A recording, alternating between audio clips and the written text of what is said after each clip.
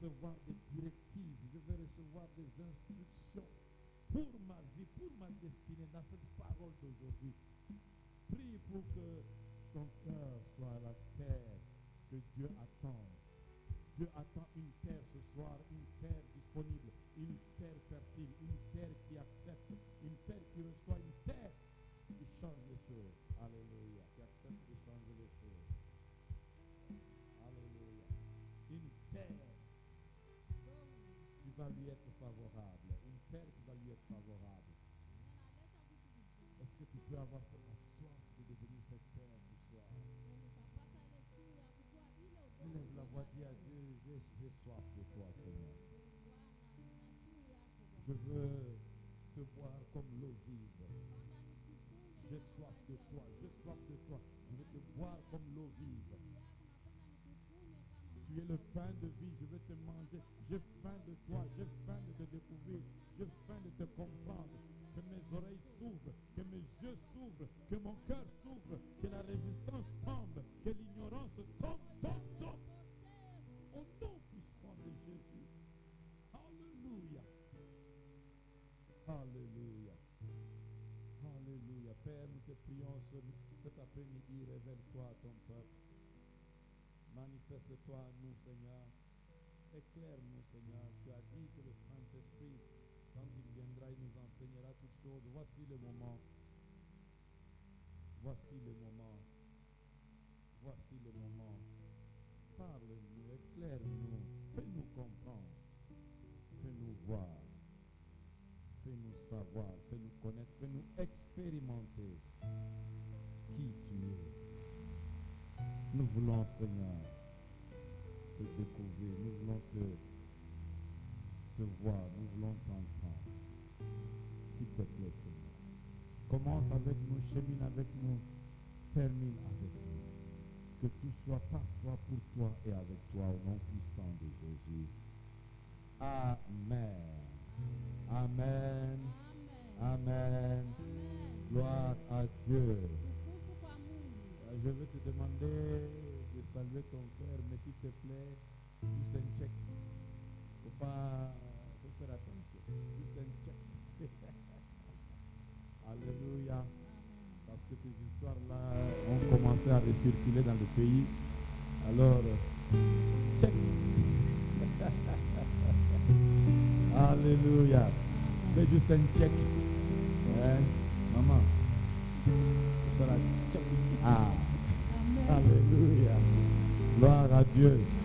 Vous savez, il nous faut être prudent avec tout ce qui se passe maintenant encore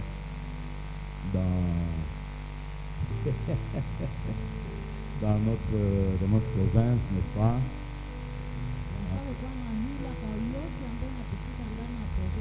Je veux qu'on recommence à être prudent, à vraiment s'assurer qu'on a les gels,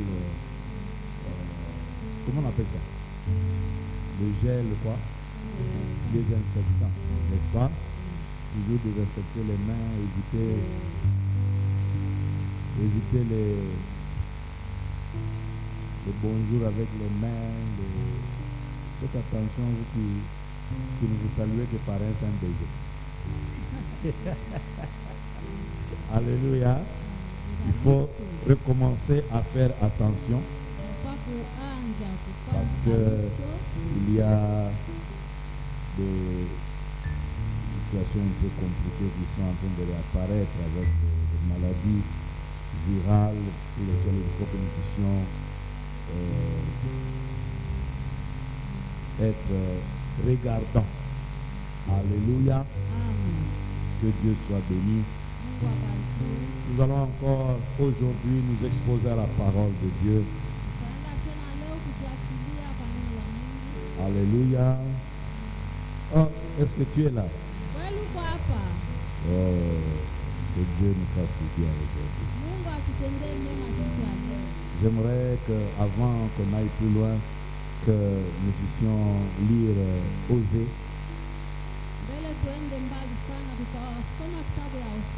Osée chapitre 6,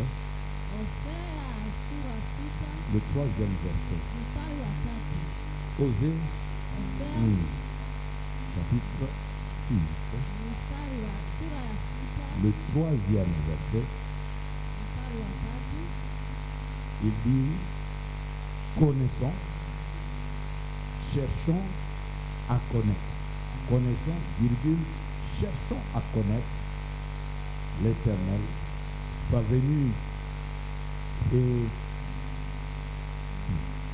venue est aussi certaine que celle de l'aurore. Il viendra pour nous comme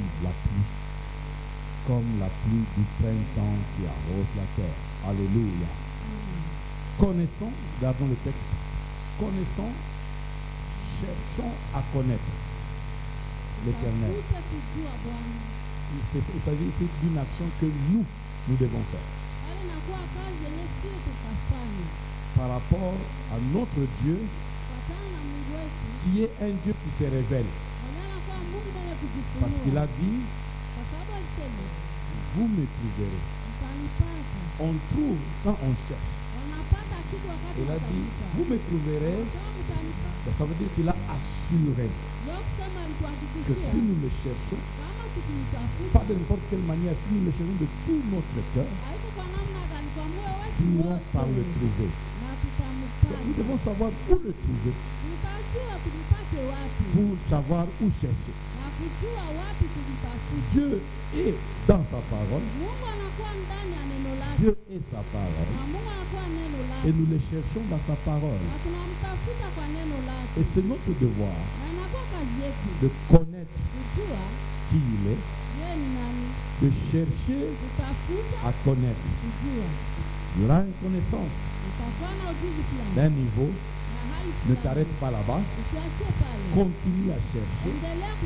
Le Dieu que tu cherches est tellement immense. Tu ne peux pas dire que quand tu as expérimenté une de ces dimensions, tu en as fini avec Dieu. Du reste, l'apôtre Paul dit que nous ne connaissons qu'en partie. Et c'est aussi elle que nous connaîtrons totalement. Prenons, bien-aimés, à cœur l'habitude de chercher Dieu. Prenons à cœur le désir de connaître Dieu.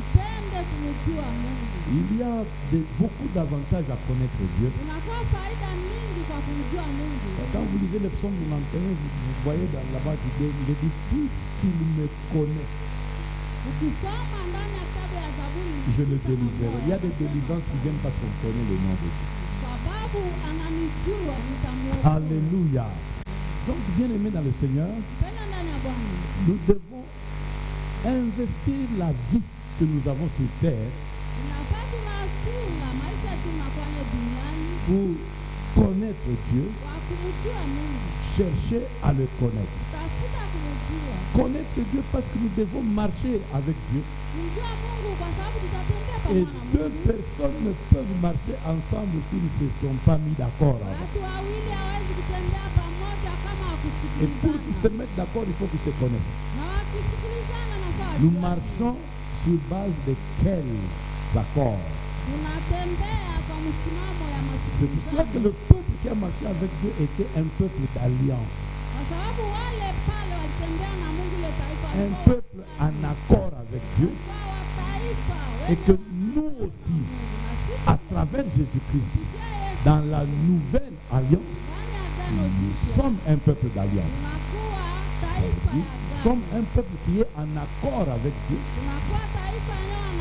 Et c'est en étudiant sa parole que nous comprenons quelle est notre part dans cet accord. Parce que le plus dur dans cette marche, ce n'est pas la part que Dieu doit faire. C'est toujours la part que l'homme doit faire. Revenons maintenant dans Exode. Exode 32 et 33 que nous sommes en train d'étudier pendant ce temps d'étude biblique, bien aimé dans le Seigneur.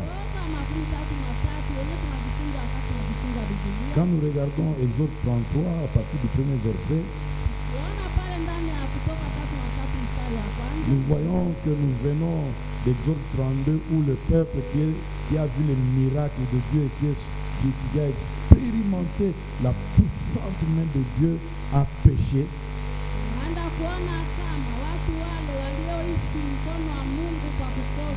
Et en péchant, ils ont brisé l'alliance, la communion, l'entente, l'accord qu'ils avaient avec Dieu. Et vous remarquez bien, ce n'est pas Dieu qui a brisé l'accord, c'est le peuple qui a brisé l'accord. Et on ne peut pas briser impunément les accords avec Dieu. Chaque fois que l'homme a pris le risque de briser l'accord et l'entente avec Dieu, il en a subi les conséquences.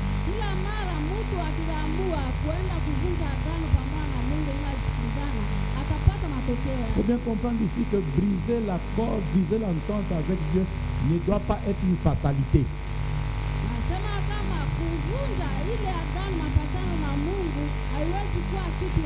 Tu as toujours le choix. Soit tu choisis de garder les alliances, soit au nom des intérêts mensongers du diable qui brise les accords. Et quand tu fais ça, il y aura des conséquences.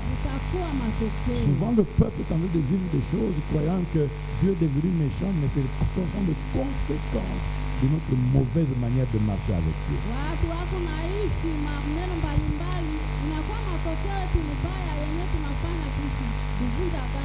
Alors, en méditant les deux passages, les deux textes d'Exode 32 et Exode 33, nous sommes en train d'apprendre et de voir comment ce peuple, comment ce serviteur de Dieu, Moïse, comment ce peuple a marché avec Dieu, a connu Dieu et connu sa gloire.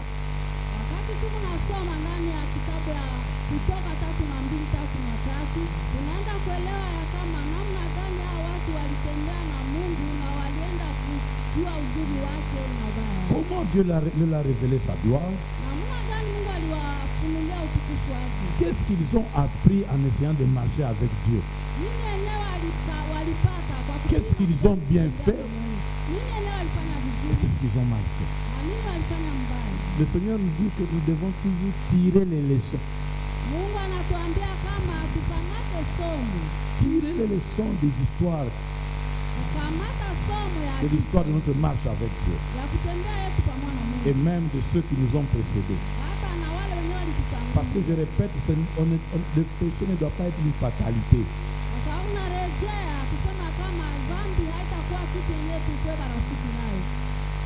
Je veux dire ceci.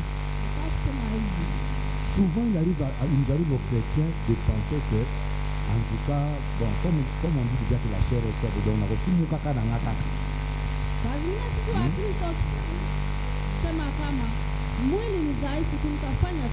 Il faut arriver à même à se méfier que c'est possible de vivre comme Christ nous a donné l'exemple.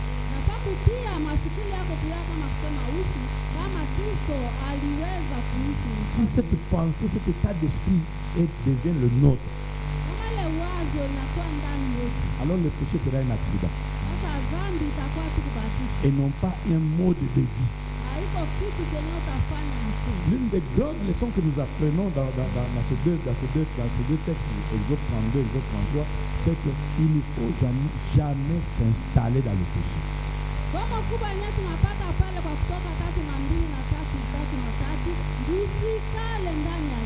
savez, le diable a développé beaucoup de stratégies pour nous faire comprendre que le péché, ce n'est pas grave.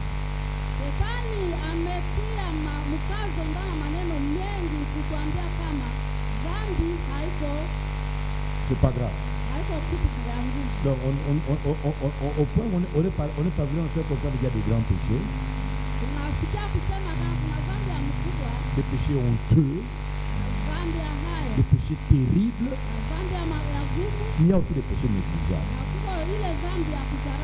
Selon la compréhension des hommes, ça c'est pas trop grave. Bien Bien-aimé dans le Seigneur, Pendwa ndani ya nulle part Dieu notre Créateur a fait cette classification-là de péché.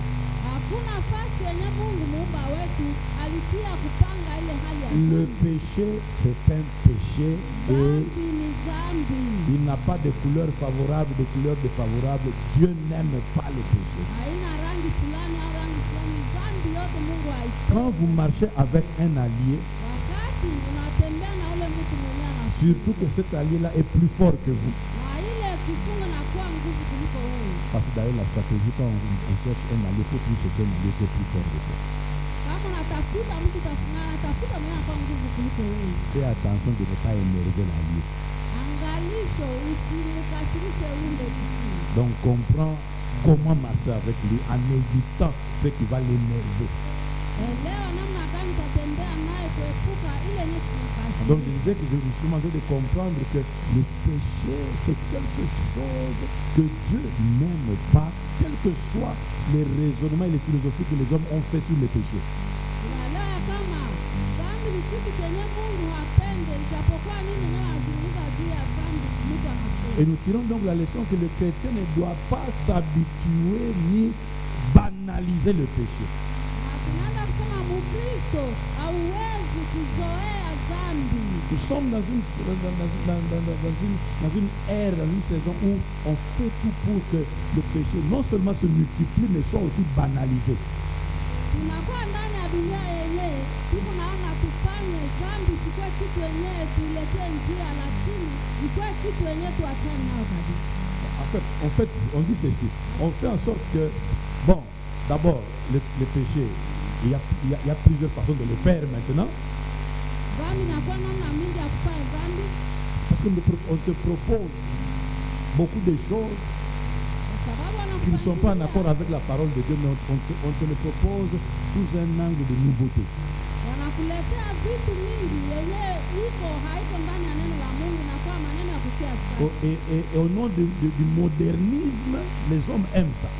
Kwa watu wanapenda sana maneno ile nayo pia sasa. Non seulement le péché est devenu abondant, Na haiko tu kwa ajili dhambi inakuwa zaidi. on le banalise, c'est-à-dire on fait en sorte que tu sentes que ce n'est pas grave.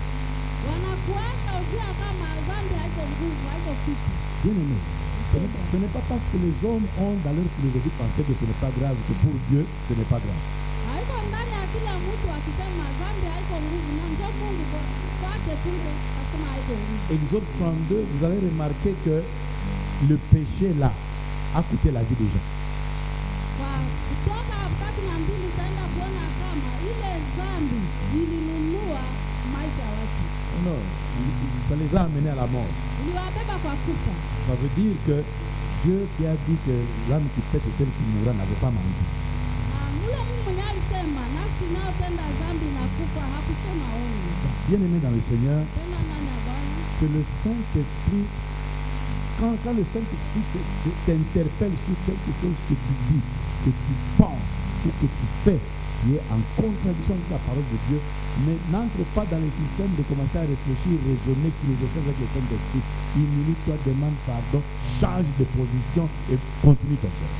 Pendwa kama Roho Mtakatifu akikufunulia kitu yenyeko dhambi haiko ndani ya neno la Mungu, uende unyenyekee mbele ya Mungu, utubu na uendelee safari yako. Alléluia. Nous sommes donc en train d'apprendre à comprendre et à connaître Tunajifunza juu ya kujua na kuelewa Dieu et sa gloire. Mungu na utukufu C'est pour ça que wake. pendant ce moment, nous parlons de la connaissance de la gloire de Dieu. Ndio kichwa neno yetu pale ni ujuzi ya utukufu wa Mungu, Et la gloire de Dieu est disponible pour ses enfants.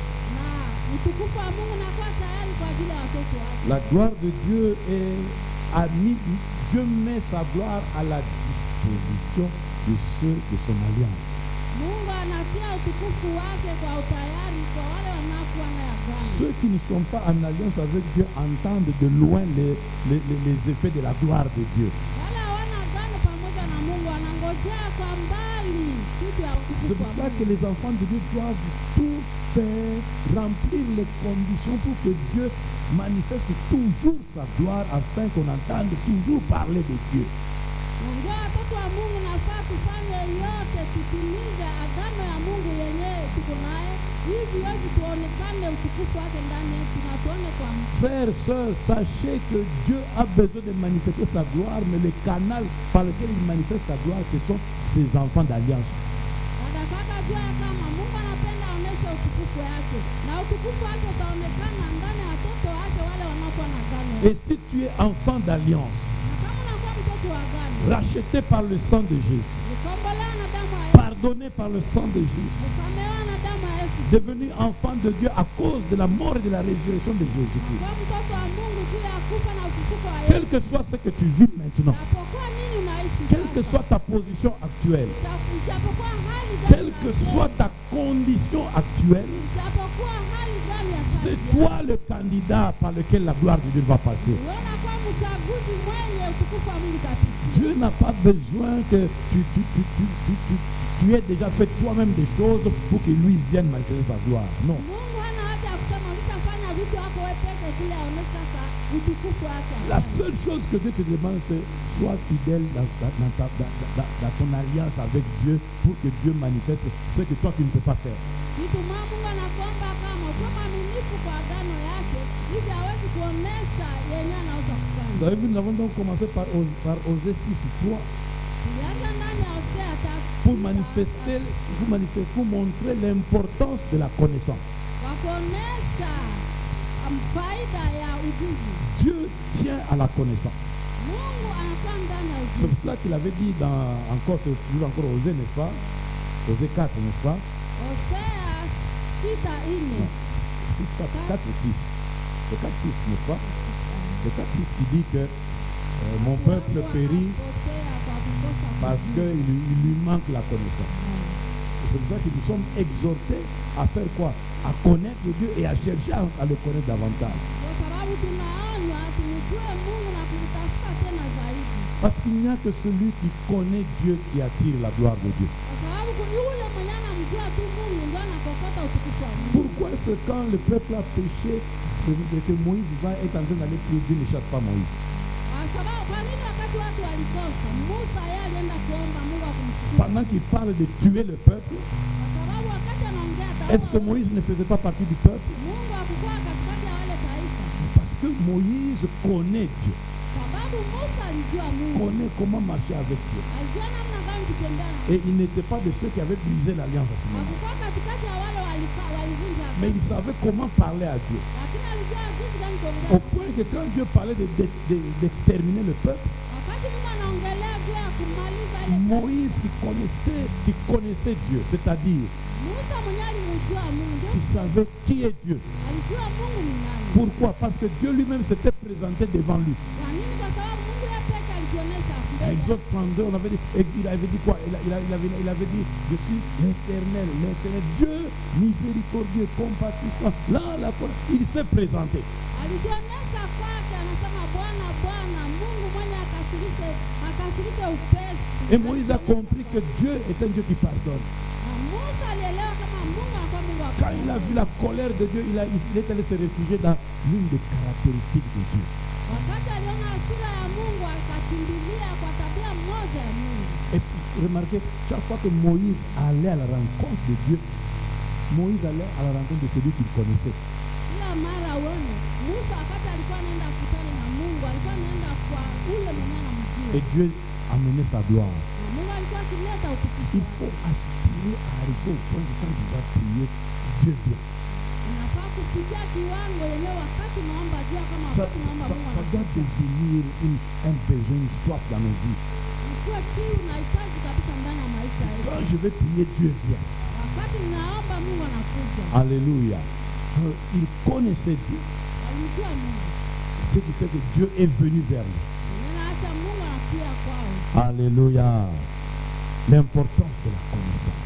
Faida ya ujuzi. Alors, il faut bien comprendre la connaissance. Yafaa kuelewa mzuri ujuzi. Parce que quand on ne comprend pas qu'est-ce que Dieu veut en nous disant connaissez-moi, cherchez toujours à me connaître, quand on ne comprend pas qu'est-ce que Dieu veut en disant cela, on ne va pas investir son temps à chercher à connaître Dieu. Kama hatukuelewa kwa nini Mungu anasema tuwezi kumjua, hatutaishi kujua Mungu ni nini. C'est connaître, c'est s'investir à apprendre à comprendre Tukijifunza kuelewa qui est Dieu. Mungu ni nani, Apprendre à comprendre tujifunze kuelewa quelles sont ses caractéristiques, tabia zake ni nini, son caractère. tabia yake ni nini. Alléluia. Quand Dieu dit Dieu miséricordieux, il parle de son caractère. Il est amour, il est compatissant, il parle de lui, de ce qu'il est. Kama Mungu akisema anakuwa mwenye huruma, anazungumza kwa yeye, anakuwa mwenye mapendo, anakuwa mwenye kusamehe, anazungumza juu yake yote. Connaître sa nature. Kujua hali yake. Dieu est esprit et il veut que ceux qui l'adorent en esprit et en vérité. Mungu ni roho, anapenda wale wanaomwabudu, wamwabudu kwa roho na kweli. Alléluia. Mais ne pas s'arrêter, comme nous l'avons vu hier, ne pas s'arrêter à un afflux d'informations intellectuelles. Usiachie pale kwa hali ya habari ya akili yako ya umutu. Parce qu'on parle de connaître, on parle de deux aspects différents. Kwa sababu kwa kujua pale tunazungumzia hali mbili mbalimbali. On peut connaître par information, Unaweza kujua kitu kwa habari, mais on peut aussi connaître par expérimentation. unaweza vile kujua kitu kwa Et kuishi. Dieu veut que nous soyons beaucoup plus en train d'expérimenter les informations que nous avons. Mungu anapenda tujue zaidi sana kuishi ile habari yenyewe tunaishi. Tu as appris que Dieu est puissant. As-tu déjà expérimenté que Dieu est puissant? Usikia kama Mungu anakuwa wa uwezo mwenye nguvu, ulisha kuishi. Tu as appris que Dieu est intelligent. As-tu déjà expérimenté comment Dieu peut souffler une intelligence en toi? Unasikia kama Mungu anakuwa na akili, ulisha kuona kama namna gani anaweza kutia akili yake ndani yako. Dieu est mystérieux, frère. Mungu anakuwa mwenye akili. Tu peux faire rêver à quelqu'un quelque chose et puis il en parle à quelqu'un d'autre. Anaweza kulokesha mtu kitu fulani anakiambia mtu mwingine. C'est qu'aucun sorcier ne pouvait savoir. Mwenyewe mlozi mmoja haukujua. Dieu fait rêver un rêve à quelqu'un et puis il en parle à quelqu'un d'autre. Il y avait, à l'autre, au premier à qui il a fait rêver, il fait rêver sans explication. À l'autre à qui il en parle et avec l'équation et avec la réponse. Mungu anaweza kufunulia mtu ndoto fulani akulokesha, wewe hakukupa utafsiri, acha anafunulia tena mwingine anamlokesha, yeye anakuwa na utafsiri. C'est pour que tu comprennes que tu as affaire à un Dieu extraordinaire. Unafaa kuelewa na kama unakuwa maneno na Mungu ule mwenyewe Tu as affaire à un Dieu extrêmement puissant. unakuwa na Mungu na maneno na Mungu ule mwenyewe anakuwa kweli na uwezo. Na lingala ndeso na abia. Nzamba amisi. Watu ko comprendre par là, nzamba amisi. Comprendre. Mungu uko msifu. Dieu vile. Parce qu'il est le Dieu des mystères. Alléluia. Alors tu dois apprendre, arriver à vivre ça. Le Dieu qui peut enlever les myomes sans passer par l'opération. Le Dieu qui peut faire entrer l'enfant dans la matrice où il n'y a pas de trompe. Le Dieu qui peut briser une longue série de malédictions dans une famille. Cette saison ici, on doit tellement entendre parler de la capacité des choses que Dieu fait. Kwa hiyo wakati tutasikia tuelewe kuongelea juu ya uwezo wa vitu vyenye Mungu anaweza Et que la soif de vivre ces choses de Dieu soit dans notre vie. na kiu ya kuweza kuishi ile vitu kwa ndani yetu. Parce que c'est ce que nous désirons de Dieu que nous attirons. Kwa sababu ile yenye tunapenda kwa Mungu ndio tutapokea. Bien aimé, on nous a trop parlé du diable, ça suffit. Waisa kutuzungumzia mingi juu ya shetani na tosha. Fatigué d'attendre, oh non, grand char. On est fatigué. Na kusikia mlozi mkubwa tunachoka. Il n'y a personne qui est plus grand que Dieu. Hakuna mtu mwenye anakuwa mkubwa kuliko Mungu. Tout ce qu'on a qualifié. Vous savez, à un moment, quand le diacre Philippe est allé en Samarie, on parlait de quelqu'un là-bas qui était grand char. Mais quand Philippe est arrivé là-bas avec le Saint-Esprit, grand char a aucun moyen va parler la langue de Salem, des choses que lui ne pouvait jamais faire. Alikuwa akitembea kwa ile mwingine alikuwa mlozi kabambi. Wakati alifika sasa lugha ndio inakuwa natokota ndani ya kinywa yake. Watu wanashangaa napata kitu. C'est que grand char a grand chose. Tu vois comment tu as fait. Yule mkubwa haiko Grandeur à grandir. Yule mlozi mkubwa haiko mlozi mkubwa. Alléluia. Mais il faut que tu aies tellement entendu, tellement eu vent de qui est Dieu, que tu commences à désirer que Dieu montre-moi aussi ça dans ma vie. Nafaa kujua ya kama unakuwa na Mungu ule mkubwa na unaanza kuwaza mtoa Mungu ulikuwe kama ndani ya maisha. En fait, ce dont tu as entendu parler là, Ile yenyewe msikia kuongea hivi. c'est de ça qu'il s'agit quand on dit la gloire. Inakuwa Mungu akiongelea kusema utukufu wa Mungu. Parce que la gloire, Kwa sababu utukufu comme nous avons vu hier, les Hébreux le traduisent par kabod. hivi tuliona kama Waebrania wanaitafsiri kabodi. Quand nous l'avons traduit par le fait, par le poids d'une personne, Wakati tulitafsiri kama kilo ya mtu. en fait, de quoi il s'agit? Il s'agit de sa renommée qui est répandue. Inataka kusema nani anakuwa Mungu. Non, sa renommée qui est répandue. Wanamutaa anatangazwa. Alléluia. Et pas n'importe quelle renommée. Et une renommée qui lui a fait monter en honneur. Mtangazia na kutangaza yenyewe limebeba kwenye heshima. En fait, c'est une renommée qui lui a donné de l'importance. C'est ça. Le poids, c'est l'importance. Hilo inakuwa udhamani, faida. Alléluia. Amen. Et nous avons besoin de non seulement entendre cela, le vivre pour qu'à partir de nous, plusieurs voient comment Dieu est réellement. Na hatutaiomba, hatutasikiliza yao tu tuishi, kwa sababu kwako ndio watu waone kama Mungu anakuwa kweli. L'une des raisons d'ailleurs pour lesquelles Dieu te laisse sur terre après que tu aies reçu Jésus-Christ, il te dit quand même pas directement, c'est pour qu'à travers toi, sa renommée, sa gloire encore. Kwa sababu Mungu anakuacha hai, wewe hautakufa kwanza ungali, kwa sababu amini hivi utukufu wake utangazie ndani yako hapa kabisa. Bien-aimé, je voudrais que à partir de cette saison, nous devenions conscients que Dieu est capable de tout. Napenda kama kwa hiyo wakati nafaa tunaelewa kujua kama Mungu anaweza yote. De tout ce que nous pouvons imaginer, Kwa ile yote yenyewe tunaweza de kufikiria. tout ce que nous ne pouvons pas imaginer. Kwa ile yote yenyewe hatuwezi kufikiria. Dieu est capable de ça. Mungu anaweza yote. Dieu est capable de ce que nous pouvons faire. Mungu anaweza yenyewe tunaweza Dieu est capable de ce que nous ne pouvons pas faire. Mungu anaweza yenyewe hatuwezi kufanya. Vous savez, Dieu peut venir vers toi sous la forme du fantôme. Mungu anaweza kukutia kwako kama kizuri. Tu vois comment tu es mal à l'aise avec. Unaona kama au unakosa amani. Jésus qui marchait sur les autres ont crié quoi? Yesu wakati alitembea juu ya bahari, watu walalamika ni kizibu. Est-ce que c'est parce qu'il criait fantôme que Jésus était fantôme? Kwa sababu walalamika kizibu, ndio alikuwa kizibu mwenyewe. C'était seulement une dimension dans laquelle il n'avait jamais vu Jésus. Ilikuwa hali yenyewe hawamwonaka Yesu hivi. Alors, bien aimé, je voudrais que tu aies la soif de vivre Jésus dans une dimension que tu n'as jamais vue. Napenda kuwa na kiu ile ya kubushi Yesu kwa hali yenyewe au ya mrudishi. Tant que ça n'est pas la soif en toi, tu ne vivras pas. Kama bado haiyakuwa kiu ndani yako hautaishi Et tu utukufu wa expérimentes Mungu. Dieu dans ces conditions. Kwa sababu unamwishi Mungu, unafaa mwishi Mungu kwa ile hali. Je peux te donner encore des choses que Dieu peut être pour toi. Natakuletea tena vitu yenye Mungu anafanya. Ésaïe 60, verset 17. Isaya 60:10. Je suis en train de voir, je voudrais vraiment que à partir de cette saison, cette soif de vivre Dieu dans cette dimension-là puisse naître et croître en nous.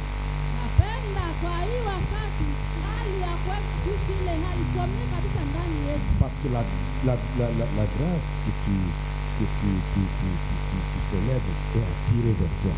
Kwa sababu ile neema yenyewe unashangilia inakokotewa kwa Au lieu de l'airain, je ferai venir de l'or. Ça c'est Dieu. N'est-ce pas? Au lieu du fer, je ferai venir de l'argent. Au lieu du bois, de l'airain. Au lieu des pierres, du fer. Je ferai régner sur toi la paix et dominer la justice. Alléluia. Vous remarquez qu'il cite en comparaison toujours de choses. Au lieu que tu aies de l'airain, moi je vais faire donner de l'or. Alipokuwa saba nitakuletea dhahabu. Ça veut dire en comparaison, je vais te donner ce qui est supérieur. C'est ça Kwa que ça veut dire. kufananisha nitakuletea ile hali ya Au juu. lieu du fer, je ferai venir de l'argent.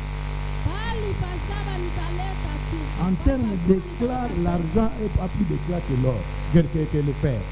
Chuma haina Au lieu du bois, de l'airain. Mahali pa muti shaba. Alléluia. La solidité. Anafanisha. On voit le bois, on croit que c'est solide, mais l'airain est plus solide que le bois. Wanaona muti, wanaona inakuwa mzuri, lakini shaba inakuwa mzuri Au kuliko. lieu des pierres, du fer. Mahali pa mawe ya chuma. Je ferai régner sur toi la paix. Ça veut dire que pour le moment, la paix n'est pas sur toi, mais moi, je ferai régner sur toi la paix.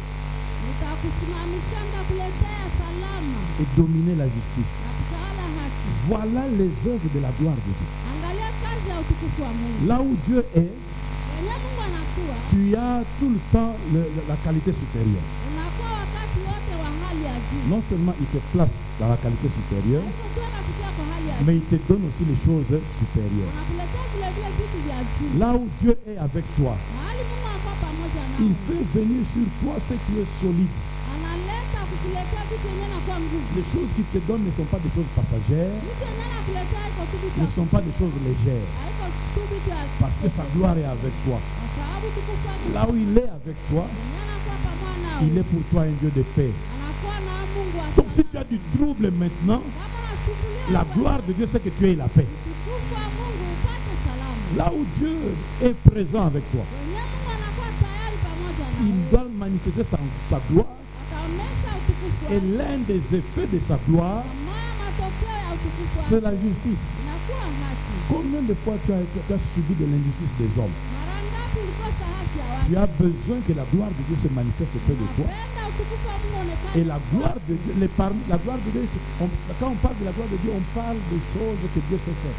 Kama akizungumzia utukufu wa Mungu, azungumzia vitu vyenye Mungu alifanya. Les choses que Dieu sait faire qui lui ont donné de l'importance. Vitu vyenye Mungu alifanya na vilimletea udhamani. Les choses que Dieu sait faire qui ont fait croître sa renommée.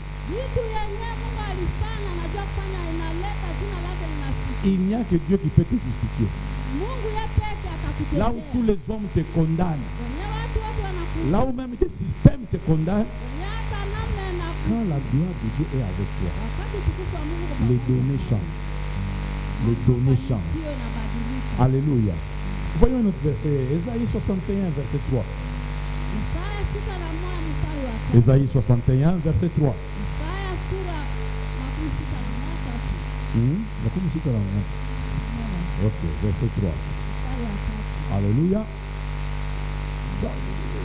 Quand vous lisez le verset 1, vous dites, l'Esprit du Seigneur est sur moi car il m'a oint pour. Maintenant, dans les choses pour lesquelles Dieu l'a oint, pour accorder aux affligés de Sion, pour leur donner un diadème au lieu de la cendre, une huile de joie au lieu du deuil, un vêtement de louange au lieu d'un esprit abattu, afin qu'on les appelle térébintes de la justice, une plantation de l'Éternel, pour servir à sa gloire. Alléluia. En fait, Dieu fait des choses pour que ça sert à sa gloire. Mungu anafanya vitu hivi viweze kutumika juu ya utukufu wake. Partout où Dieu peut te propulser, Mahali pote Mungu anaweza partout où Dieu peut faire des choses apparentes qui vont crier dans ta vie, Wenye Mungu anaenda kufanya vitu vionekane nyeka lalamika juu ya maisha yako. même si on va connaître ton nom parce que Dieu a fait ça à travers ta vie, Japokuwa watajua jina yako, Ce- Mungu alifanya ile vitu kupitia ce n'est maisha pas pour yako. toi, c'est pour sa gloire à lui. Haiko kwa ajili yako, ni kwa utukufu Qu'est-ce que sa wake. gloire est encore en mesure de faire? Nini tena utukufu wake? Enlever toute forme d'affliction. Kutosha namna Donc, mbalimbali si yote tu ya es en train de vivre des afflictions maintenant, kama unakuwa mwenye kuishi la nzuri volonté sana. de Dieu de manifester sa gloire dans ta vie, c'est que tu ne sois plus dans l'affliction. Mungu akuonesha utukufu wake juu yako, usikuwe mwenye kuwa na Affliction. C'est quoi l'affliction? huzuni. Ah. Ok? Amen. Quand quelqu'un est affligé, Wakati mtu anahuzunika, vous savez, l'affliction, ça donne comme douleur là. sio kama huzuni inaleta uchungu kwa ndani. Donc, qui peut enlever ça si ce n'est Dieu? Mtu gani anaweza kuondolea huzuni? Tu peux avoir des amis, Unatoka tu na peux avoir des relations, on peut t'amener unakuwa na l'argent. uhusiano wa Mais quand tu as une douleur vraie, kama unakuwa na uchungu ce ne kweli, sont pas ces choses-là qui enlèvent. haiko ile vitu ndio haitakukoshea Il n'y a que Dieu qui peut le Ni faire. Mungu yeye peke yake. Là où il déploie sa gloire. Anafungua utukufu. Un diadème au lieu de la cendre. Quand est-ce qu'on portait la cendre? Tu vois, quand on vient en deuil. Ou quand on dit dans la pression, on devait pleurer. Même quand on allait gêner. Kama unataka kulia, si ndio utabeba ile iko na ndia ndio utakuwa kama maji. Le diadème parle du couronnement. Quand on pose sur quelqu'un le diadème, on le couronne. Kama wanakutia ile diadem wanakukurone. Bon, ce sont des images ici. C'est pas bon. À l'époque où on lisait les histoires de l'Empire romain, c'est là où on peut bien comprendre ça. Le diadème qu'on pose. Les images de César là, on pose. C'est toujours avec quelque chose. C'est ça le diadème. Amen. Kila mtu taji kabisa. La joie au lieu du deuil. Furaha pale pa kilio. Je ne sais pas quel est ton deuil. Sijua kama kilio yako ni Mais nini. quel que soit ton deuil, Japokuwa kilio yako, la présence de la gloire de Dieu, c'est de donner la joie à la place du deuil. uwepo wa Mungu ni kukuletea furaha mahali pa kilio. Ce qui va t'entraîner à avoir un vêtement de louange au lieu d'avoir un esprit abattu. Mwenye takuletea mavazi ya sifa pale mavazi ya kilio. Tu vois quelqu'un tout le temps abattu. Il y a des gens qui ont un visage tout le temps serré. Un visage qui n'exprime jamais la joie. C'est pas le colonie du micro. Na sura ya kilio, sura ya kukunjamana kila wakati, mtu hauchekake hata, lakini Mungu atakuletea uso ile ya furaha. Donc c'est comme quelqu'un qui a rencontré auto blindé, visage. Maintenant, quand quelqu'un comme ça, il n'y a que la présence de Dieu et la libération de la gloire de Dieu qui peut transformer quelqu'un comme ça en esprit de joie. Kama mtu anakuwa na hali kama ile ya kuvunja sura, anakuwa ni hata kibadilisha peke au mtu kumbadilisha, ni Mungu ndiye atamletea furaha. Bien-aimé, Dieu peut te faire expérimenter sa gloire Mungu anaweza kukuitisha dans n'importe quel domaine. hata kwa hali ya namna gani. Mais il faut que tu y sois. Sasa inafaa kuwa tu Il faut que tu le désires. inafaa uitaki. Alléluia. Alors, pourquoi j'ai pris du temps à m'appesantir pour vous parler de toutes ces choses? Kwa nini nikamata muda na kuweza kuwaelezea juu ya hizi kitu? C'est là que je commence l'enseignement d'aujourd'hui. Pale ndio nitaanzia mafundisho ya leo. C'est parce que je voudrais que je voudrais amener ce texte. Je voudrais que par la puissance du Saint-Esprit, nous soyons amenés à devenir dépendants de la présence de Dieu et de sa gloire. Napenda kupitia uwezo wa Roho Mtakatifu mwezi kuwa na uhuru ya uwepo wa Mungu na utukufu wake. Hapana uhuru. On doit dépendre. Tutafuatana. Donc, on devient... vous connaissez l'addiction? Pas l'addition, mais l'addiction. Bon. Voilà. Donc, que tu sens vraiment que si tu n'es pas avec Dieu, si la gloire de Dieu n'est pas là, aux actes. Unaanza kujisikia kama hapa sina utukufu wa Mungu, mimi siko kitu. Or, tu ne peux pas vivre la gloire de Dieu si Dieu n'est pas là-bas. Il faut que Dieu soit là et que sa gloire Dieu. Hawezi kuishi utukufu wa Mungu kama yeye Mungu haiko pale. Utukufu wa Mungu utakuwa wakati Mungu yuko pale. Bien-aimé, la dépendance à la présence de Dieu et à la gloire de Dieu Kufuatana na Mungu na utukufu wa Mungu doit devenir notre choix, itakuwa kitu yetu. notre désir. Sio kutaka yetu. Alléluia. Amen. Si, bon, vous avez déjà vu Batoye, ceux qui ont mérité ma bonne zolo. Kutaka na bakunywa pombe kama asubuhi ile haya akunywa tomate mkono na Il y a des gens comme ça, s'il n'a pas pris sa petite mesure là de sachet, qui avait un moisi à mon amitié, soit béni en Lukayake, il est nerveux, il tremble, il y a des gens comme ça. Kama haya akunywa ile kasashe yake ya malofu asubuhi au kakumbako hayavuta atakuwa mkali. Donc, ça, ce sont des gens qui sont addicts aux mauvaises choses, n'est-ce pas? Watu wenyewe wanazoezi ya ile vitu vibaya. Et maintenant, nous devons devenir tellement dépendants de Dieu, tellement addicts à Dieu, que sans Dieu, tu ne peux pas vivre. Sasa sisi tutafuatana na Mungu na maneno yake yote, ujue ya kama bila Mungu sitaweza kitu.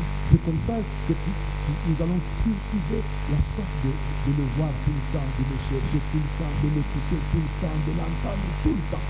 Ndio pale tutazidisha ile kiu ya kumsikiliza kila wakati, kumfuata kila wakati, kumtafuta kila wakati. Et pour arriver à cette addiction, il y a un prix à payer. Na kufikia ile kiwango tuna bei ya kulipa. Parce que ça ne vient pas seulement comme ça. Pendant le lot, ce n'est pas parce que tu chantes que que c'est vrai dans ta vie. Ce n'est pas vrai. Ce n'est pas vrai. Kwa sababu kunaimba pale ndio utasema Mungu wewe kama iko wewe ndio utakuwa kwa maisha yako. Si c'est vrai, si tu veux vraiment que ça devienne, tu vas payer un prix. Kama unapenda kweli ikue kwako utalipa bei. Le prix d'aller chercher Dieu. Bei ya kuvuka. Le prix de rester dans sa présence. Bei ya kubakia kwa wewe. Le prix de perdre des choses pour Dieu. Bei ya kupoteza vitu. Le prix de perdre des relations pour Dieu. Bei ya kupoteza uhusiano. Le prix de perdre des histoires du monde à cause de Dieu. Bei ya kupoteza vitu vya dunia. D'être rejeté, minimisé, injurié à cause de Dieu. Et si tu restes là-dedans, il est impossible que la gloire de Dieu ne vienne pas. Bien-aimé dans le Seigneur, dépendre de Dieu est bâti par la recherche de Dieu. Dans la prière, dépendre de Dieu est bâti par la consommation régulière de la parole de Dieu.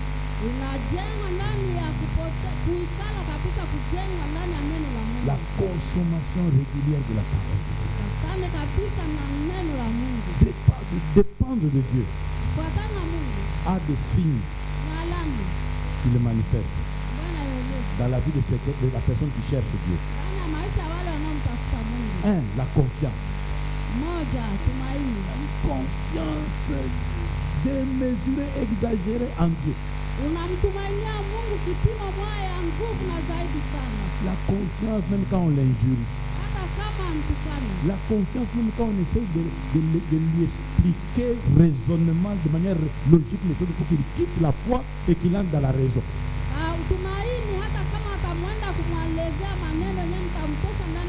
La confiance même quand on le menace à cause de sa foi. Vous savez, quand on dit toi j'en avec les frères, la sœur, salut, c'est très important. Au lieu d'éviter, mukisika utaka nani bamtu bazawa bakaja baba ultimatum et prière que nous au monde. Donc ça c'est au monde. Avec la sécurité dans le prière. Quand on met des gens qui disent quand on dit salut avec le sourire. Au lieu d'éviter mutawa go tauti na nini. Mtu kunafia hapa tuna masikili yake wako kwenda kumaombi hapo leo kama mtafikia watu. Anafia roho yake na uzunika hana kadha ya kitu. Que par ton sourire Dieu puisse encourager quelqu'un. Il y a des gens qui subissent des menaces à cause de leur foi. Mais c'est un chemin par lequel Dieu est en train de tester. Est-ce que ta confiance ici, c'est seulement parce que toutes les conditions sont bonnes, ou bien même quand ça va mal, tu peux avoir confiance.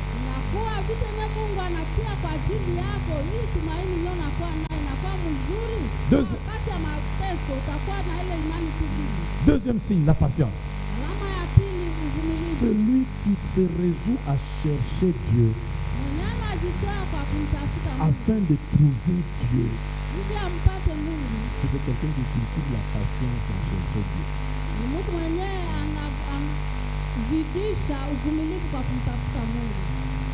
L'un des défauts de notre génération, c'est la précipitation. Nous, on aime les choses instantanées. Comme on a le café instantané, on a le lait instantané, on veut aussi une fréquence à peine la côte une grande perle.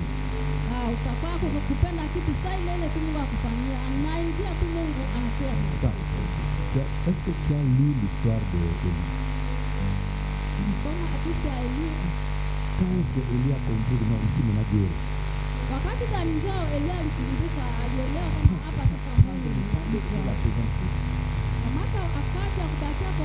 cette montagne-là, il était monté là. C'était pourtant là, il avait l'habitude de rencontrer Dieu. Et toutes les formes là qu'on a parlé, le vent, Dieu s'était déjà manifesté dans ça.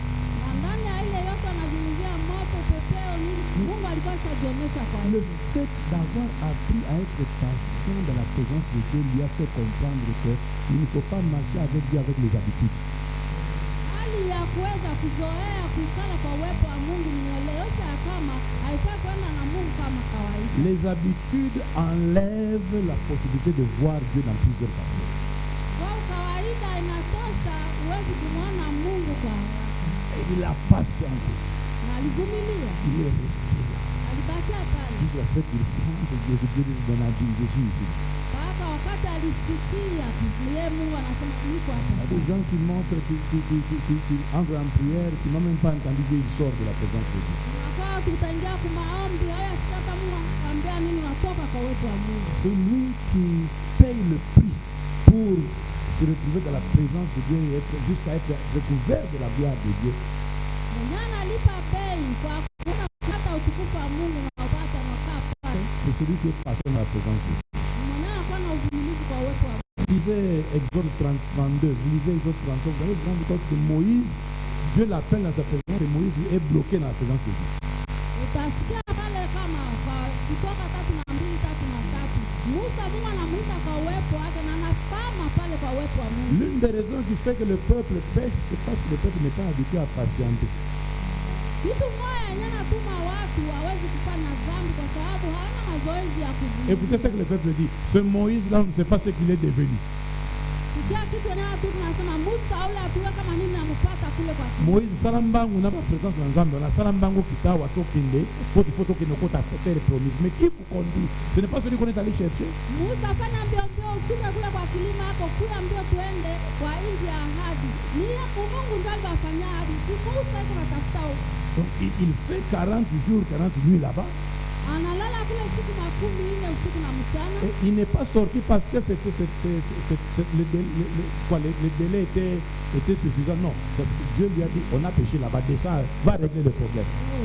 Hakutoka sababu wakati yake Elisha kule kukilima, lakini Mungu alisema kwenda kule maneno ikaharibika kule, wenda utengeneze maneno. Et remarquez que pendant qu'il faut régler le problème, Moïse a fait quoi? Il a encore remonté à la présence de Dieu. Angalia wakati Musa alitengeneza ile maneno yote, alipanda tena kwa uwepo wa Mungu. Apprenons à être patients dans la présence de Dieu. Tuelewe kukuwa wavumilivu kwa uwepo wa Mungu. Troisième signe qui caractérise ceux qui cherchent et ceux sur qui la gloire de Dieu vient. Kitu ya tatu yenye wale watu wenye utukufu wa Mungu na J'ai parlé de la confiance en Dieu, de la patience de la présence de Dieu. uvumilivu kwa uwepo wa Mungu. Troisième signe qui les caractérise, Alama ya tatu la connaissance de Dieu. ujuzi wa Mungu. Et quand je parle de connaissance ici, Kama nikizungumzia ujuzi je hapa, parle de l'expérimentation. ninazungumzia kuishi. Ils sont des personnes qui ont expérimenté Dieu. Wanakuwa watu wenyewe wanamwishi Mungu. Des gens qui ont des témoignages avec Dieu. Watu wenyewe wanakuwa na ushuhuda pamoja na Mungu. Baruka kaba témoignage bakituni bango moko bazana ba témoignage. Hawatafuta ushuhuda ya watu wengine, lakini wao pekee wanakuwa na ushuhuda. Nzamba sala nanga boye, nzamba lekana nanga boye, nzamba kotisanga awa, nzamba bimisanga awa, Mungu anitosha hapa. nzamba kangela nga nzela awa, Anifungia njia hapa. nzamba fungula nga nzela awa. Anifungia njia hapa. Des expériences avec Dieu. Kuishi Mungu, La connaissance de Dieu. ujuzi wa Mungu. Parce que tu ne peux pas avoir une expérience avec Dieu, du vécu avec Dieu que tu ne connais pas, un Dieu que tu ne connais pas. Hautakuwa mwenyewe kuishi ule Mungu mwenyewe hamjui. Deux personnes ne peuvent marcher ensemble. Watu wawili hawezi kutembea Sisi sont pas pamoja convenus. kama hawasikilizani. Souvent, quand on marche avec un Dieu qu'on ne connaît pas, il y a des cas. Wakati unatembea na Mungu mwenyewe hamjui, unakuwa mfungo. Tu vois les histoires là, quoi? Le Ouza qui vient se tenir là, est-ce que c'était mauvais? Unaona hadithi ya Usa, namuna alienda kusaidia kujuza sanduku la agano changuku. Humainement parlant, ici tout le monde dit que ce n'est pas mauvais. Sasa hapa haiko mubaya kufanya vile Ça, mubaya. c'est notre raisonnement humain. Ile ilikuwa akili yetu ya umuhimu. Parce que si c'était pas mauvais, Dieu ne l'aurait pas dit, parce que ce n'est pas mauvais. Kwa sababu hii ilikuwa mubaya, Mungu angelimuua, haikuwa vibaya. Si tu connais Dieu, si tu ne touches pas, on n'aide pas Dieu. Mungu mtu mwenye anajua Mungu habata guza abasaidiaje Mungu. Quand tu commences à vouloir faire selon toi ce que Dieu devait accepter selon toi, tu vas mourir. Kama unaanza kusema kitu chenye unafanya kupatana na wewe ya juu ya Mungu utakufa. Ça veut dire que si tu connais Dieu, Kama unamjua Mungu, tu sais quel pas on fait avec Dieu, quel pas on fait pas avec Dieu. unajua hatua gani unafanya na Mungu na hatua gani hauwezi kufanya na Mungu. Vous voyez comment Dieu est en train de se fâcher contre le peuple, mais il accepte Moïse dans sa présence. Unaona Mungu iko nakasirikia mataifa, lakini anakubali Musa afasi yake. Moi, je prie à cette saison que ta connaissance de Dieu ne cesse d'être une connaissance par information. Naomba kwa hii wakati ujuzi wako kwa Mungu yake mkua ile ya kusikia tu habari, Mais que ça devienne une connaissance par du vécu. ikuwe ujuzi ile yenyewe unaishi. Oye banzambe po akotaki na makambo na ye. Mjue Mungu kwa sababu aliingia mambo yako. Omonaki ndenge ozalaki bloqué, omonaki ndenge ozalaki impuissant, et puis sans le secours d'un homme, na bila msaada wa mtu. le secours t'est parvenu. Le Dieu qui te fait parvenir le secours sans le secours d'un homme. Mungu mwenyewe alikuletea msaada bila msaada wa mtu. Que Dieu te fasse expérimenter ces choses. Mungu akuache uweze kuishi hivi. Bien aimé dans le Seigneur, Dieu a envie de se signaler par sa gloire dans nos vies. Mungu ana haja ya kujionyesha na utukufu wake ndani ya maisha yetu. Et chaque fois que Dieu a manifesté ou veut encore manifester une nouvelle gloire, Lakini kila mara wakati Mungu alikuwa anaonyesha utukufu mpya, il y a un piège, il y a quelque chose sur laquelle tout chrétien doit apprendre à faire très attention. unakuwa na mtego, kitu chenye Mkristo wote anafaa kufanya angalisho nayo. Je voudrais vraiment que vous me suiviez ici. Napenda mnipate hapa. Chaque fois que tu viens de vivre une grande gloire, Kila mara wakati unaishi utukufu moya kabambi, chaque fois que tu sens que cette saison ici, il y a quelque chose qui veut arriver. wakati yenyewe unasikia kusema hii wakati kuna kitu moja kitanifikia. Parce qu'en fait, Dieu ne s'arrête jamais à la gloire qui t'a manifesté. Il y a déjà toujours besoin de manifester plus. Mungu hata achia tu kwa ile utukufu yenyewe alikuonyesha jana, iko apenda tu ajionyeshe zaidi tena. En fait, quand Dieu manifeste plus, Dieu ne s'appauvrit pas. Kwa sababu Mungu anajionyesha zaidi, yeye hata kwa Il maskini. fait voir seulement une autre facette que tu n'avais pas, que tu ne connaissais pas. Anakuonyesha hali nyingine yenyewe hautajua. Mais entre les deux, Kati ya hii mbili, quand ils ont une grande gloire, wakati unakuwa kwa ou utukufu, quand tu as envie d'aspirer à une nouvelle gloire, au kunaenda kufikia kwa utukufu mwingine mpya, c'est là que se fait souvent les odeurs. ni pale ndio kuabudu sanamu na C'est chini. dans les odeurs. Angalisho na kuabudu sanamu. Beaucoup de gens ont fait les odeurs avec la gloire qu'ils venaient d'expérimenter avec. Watu wengi walifanya kuabudu sanamu na utukufu wenyewe waliishi na Mungu. Le mal du odeur, c'est quoi? C'est prendre ce que tu devais donner à Dieu et le donner aux idoles. Kuabudu sanamu ni nini? Kukamata yenyewe ungemletea Mungu na unaletea sanamu. Dieu t'a fait franchir une première étape. Mungu alikuletea sehemu ya Tu kwanza. prends le résultat de cette première étape, Unakamata jibu ya ile tu sehemu ya l'attribues au kwanza. diable, Unailetea tu shetani. l'attribues aux hommes. Pia Tu watu. commences à servir avec ça Unaanza kutumika nayo. des causes qui ne sont pas celles de Dieu. Maana na kazi yenyewe haiko ile kazi ya Mungu. Combien de fois avons-nous vu des gens? Il s'est battu pour se marier, mais quand il se marie, c'est quand il sort privé.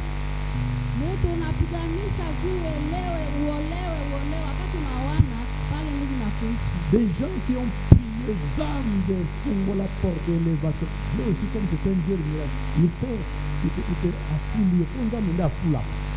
Mungu anazidisha, utalia Mungu niinue, uniinue, Mungu atakuletea kuinuliwa.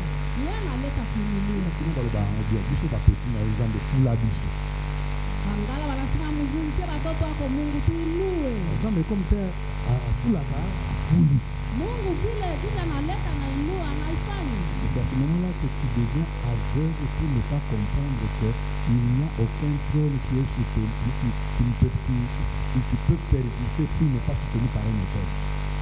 Pale ndio utakuwa nakosa akili sasa, utajua kama hakuna enzi yenyewe inaweza kukutana kusimamishwa Alors, pasipo yeye. les réunions de musique, Mkutano ya les réunions des associations, mkutano ya les sosiali, réunions de Rotary mkutano ya Rotary deviennent plus importants que les prières. inakuwa ya damani kuliko maombi. Tu oublies les veillées, Unasahau makesha, les jeûnes, kufunga les chaînes de prière.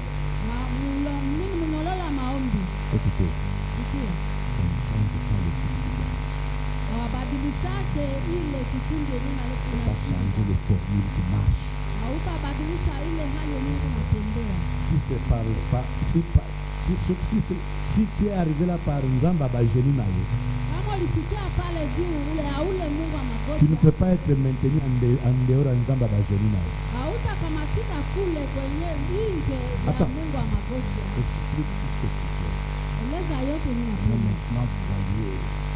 Non, maintenant vous savez. Sasa mnajua. Continue à expliquer. Endelea kunieleza. Ce que l'on formule au Israël est marché. Kama unatosha ile hali yenyewe hata ile Tu itendee. vas voir comment tu seras emporté là-bas, ballotté là-bas, tout vent là-bas. Utaona namna gani utabebwa kule na utatangatanga kule na hewa. Attention au veau d'or Angalisho na kuabudu sana. entre les deux diables. Ndani ya utukufu mbili. Le diable vient toujours proposer un veau d'or. Shetani anakuja tu na anatayarisha En pale fait, il sanamu. vient par la ruse t'amener à prendre ce avec quoi tu devais glorifier Dieu pour servir d'autres causes que celles de Dieu. Atakuya akuibe ile kitu chenye ungeweza kutumika naye kazi ya Mungu, aibebe kwa amana nyingine. Dieu a fait sortir les enfants d'Israël, Mungu alitosha watoto wa mais Israeli. c'est lui-même qui a pris soin de les enrichir avant de les faire sortir. Yeye peke alitafuta atajirishe mbele watoto. Est-ce que les enfants d'Israël en sortant, ils pensaient à la richesse? Non. Wale watoto wa Israeli walitoka wakuwaza pia utajiri. Esclave akala pensée na ye makanisi na nabi makata. Mtumwa wa zamani mafikiri yake ilikuwa tu niko natoka tu nitoke yangu. Vamende à se préparer. Mungu ndio alibasimama. Kilamba mbango ete. Abandake ndio ndio. Nazo défier bango. Niko na bani. Na lati sabino wa wolo. Niko na mafalisa. Naza nango babulu sika bokuni. Niko na kazi kule kwenye mnaenda. Mais quand tu sors, Wakati unatoka, fais attention à ce que Dieu t'a donné. angalia na ile mjane Mungu alikupa. N'utilise pas ce que Dieu t'a donné Usitumikishe Mungu pour alikuletea. des causes qui ne sont pas celles que Dieu te donne. Kwa maana yenyewe haiko yenyewe Mungu alikupatia. Il y a des gens, seulement quand Dieu les bénit. Mungu wakati anambariki. Il y a des gens qui, quand Dieu les bénit, Na watu wenyewe wakati Mungu anambariki, c'est quand il devient le président des associations. ni pale ndio anakuwa mwenyewe sasa mkubwa wa makazi mbalimbali. Pour que son argent aille dans les associations. Hivi kazi yake ende, pesa yake ende kule kwa makazi. Je me regarde et dis, ah, pasteur, c'est ça la gloire, on a fait.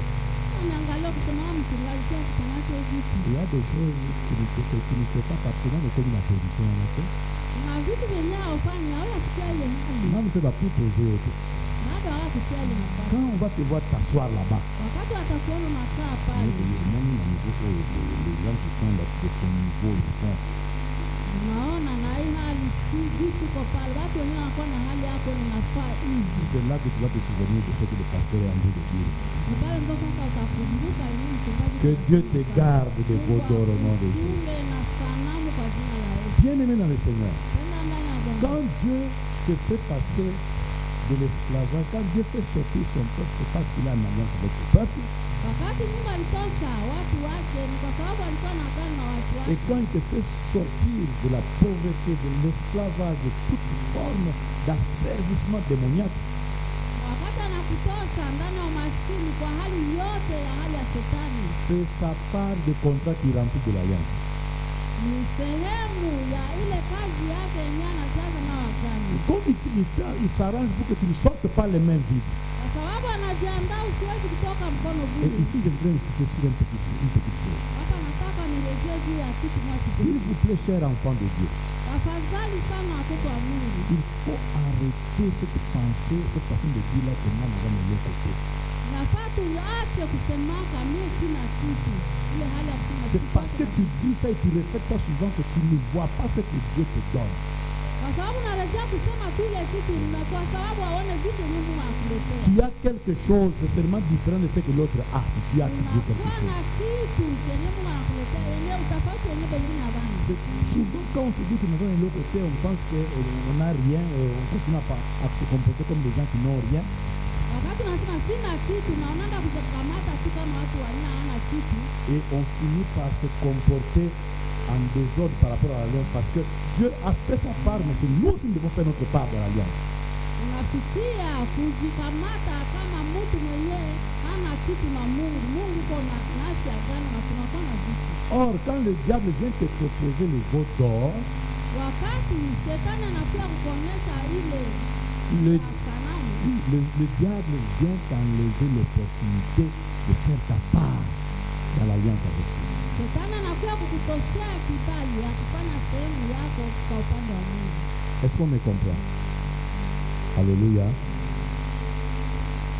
Échapper au veau d'or pour pouvoir prendre ce que Dieu te donne et servir Dieu avec, c'est ça faire ta part dans l'alliance que nous avons avec Dieu.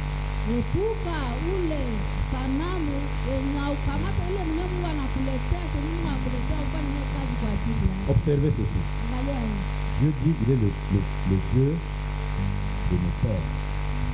Mungu anasema kwa Mungu wa babu yetu. Le Dieu de ton père, de notre père. Mungu wa babu yetu.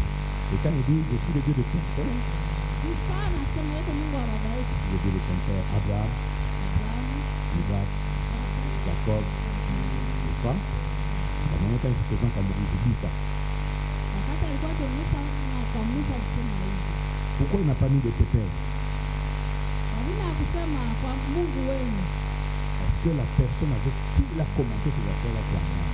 Kwa sababu mtu mwenyewe alianza naye ile kazi alikuwa Abrahamu. Tous les autres, jusqu'à nous, Wengine wote mpaka nous sisi sommes dans cette affaire d'alliance par Abraham. tunakuwa ndani ya ile agano kupitia Abrahamu. Alléluia. Amen. Alors maintenant, Sasa dans l'alliance que Dieu a avec Abraham, ndani ya mwenyewe Mungu anakuwa naye na Abrahamu. chacun a eu son alliance avec Dieu. Kila mmoja kupata agano yake pamoja na Mungu. C'est pour ça que Jacob pouvait dire, Yakobo angelisema, si tu me bénis, kama ukinibariki, si tu me protèges, kama ukinilinda, si je pars et je reviens, kama nikienda na nitarudi, moi je vais te donner la dîme de tout. mimi nitakuletea moja ya 10 ya yote. Ça c'est quand il fuyait son frère Esaü. Wale wakati alikuwa akikimbia ndugu yake Esau, Et que Dieu se soit révélé avec l'échelle. wakati Mungu alijifunua kwake. Notez que quand Dieu s'est révélé, Dieu lui a dit aussi, je suis le Dieu de ton père. Wakati Mungu alijifunua kwake, alimwambia kusema na kwa Mungu wa baba yako. Mon ami, voilà comme alliance Dieu me commande. Mkristo kuwa na agano yako wewe peke na Mungu.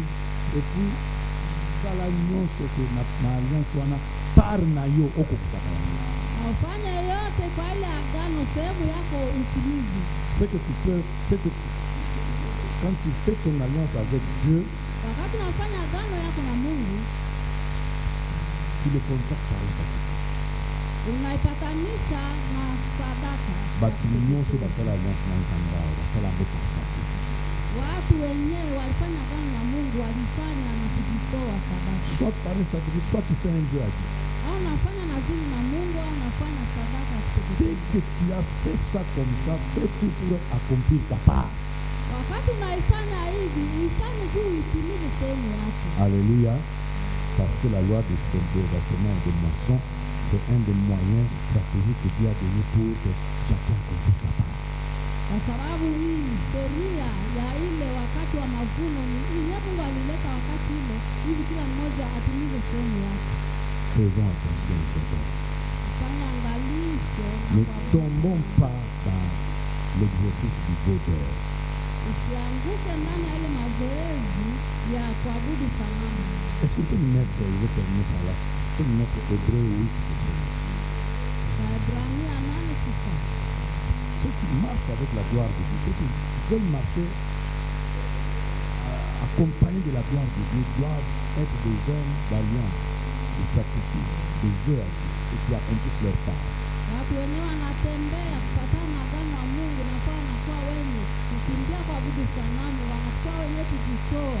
Hébreu 8, Waebrania 8. verset 9, on va voir quelque chose là-bas. Mstari wa 9 tuone kitu fulani. Et on va prier. Na tutaona. Non comme l'alliance que je traitais avec leur père, le jour où je les saisis par la main pour les faire sortir du pays d'Égypte. Car ce qui m'intéresse, c'est la dernière partie. Car ils n'ont pas persévéré dans mon alliance. Alors, comme ils n'ont pas persévéré dans mon alliance, qu'est-ce que moi je fais? Moi aussi, je ne me suis pas soucié d'eux, dit le Seigneur. C'est grave de promettre à Dieu et de ne pas faire. Inakuwa hatari kumwaidia Mungu kisha hawezi kutimiza. Je suis en train de parler du veau d'or, Nazungumzia sanamu, des propositions démoniaques sataniques, mipango ya kishetani dont le seul but est de nous amener à ne pas faire notre part d'alliance avec Dieu. yenyewe sababu yake ilikuwa itubebe kwenye hatutafanya kitu yenyewe tunataka. Notez et retenez que ceux qui marchent avec la gloire de Dieu, ce sont des hommes qui sont eux-mêmes en alliance avec Dieu.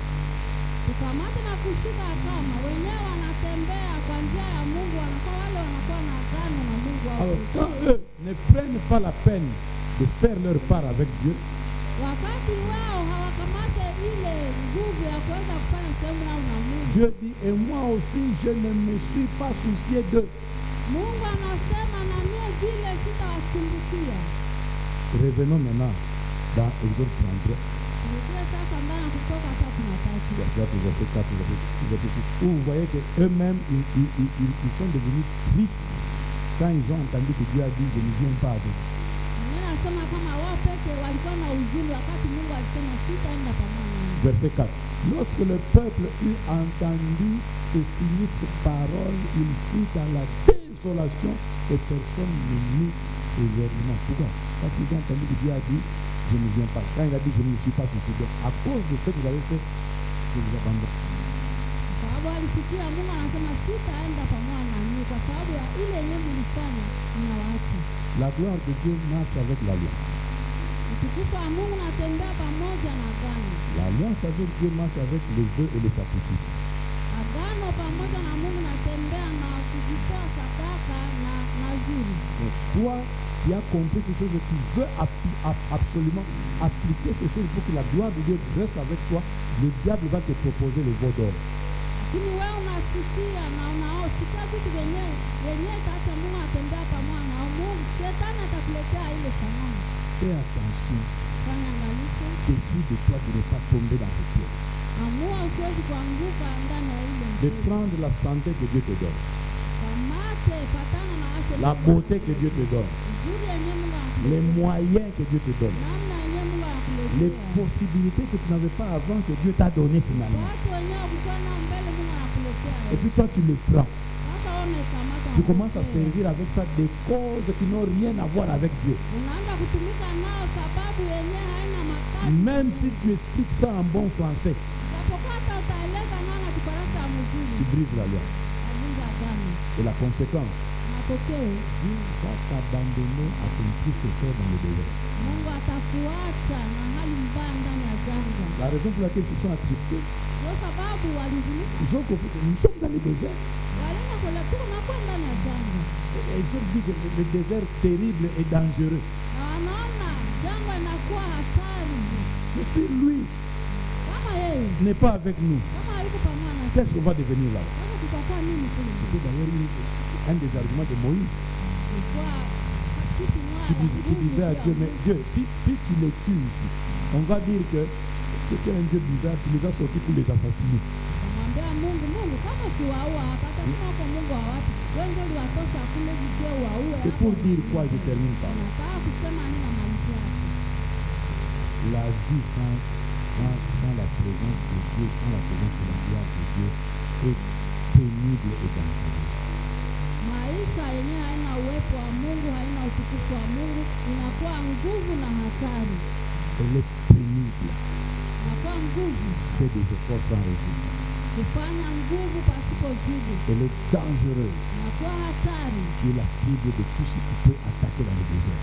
Unakuwa mateko kwa yote yenyewe takupata Alors, wenda la na présence de Dieu et la présence de la gloire de Dieu est à l'homme comme la respiration pénible. uwepo wa Mungu na utukufu wa Mungu unakuwa kwa mtu kama pumzi ndani yake. N'oublie pas que pour que tu existes, Dieu a regardé à lui et s'est parlé à lui. Donc tu viens de Dieu. Tu ne peux pas respirer sans lui. Tu es donc obligé d'être dépendant et addict de Dieu et de sa présence. Unafaa unakuwa mwenye kupatana na uwepo wa Mungu na uwepo wake hata utukufu wake kazi. Kitu chenye Mungu anahitaji kwa. Je voudrais que Dieu te rende conseil. Napenda Mungu akurudishe ufahamu juu ya hili. C'est la raison pour laquelle nous prions. Ni kwa ajili ya ile ndio tutaomba sasa. Je t'invite à devenir de Dieu, Na kualika wewe kusimama là juu. où tu te trouves, Mahali unapatikana. dans ta salle de prière. Katika muda wa maombi. Tu peux te tenir debout là aussi. Unaweza kusimama kwenye nakuwa. Tu vas commencer à prier. Tutaanza kuomba. bénir Dieu pour cette parole que nous avons entendue. Et nous recommandons à sa grâce. Notre prière d'aujourd'hui, à cause de ce que nous avons entendu, que le désir de la présence de Dieu naisse dans nous.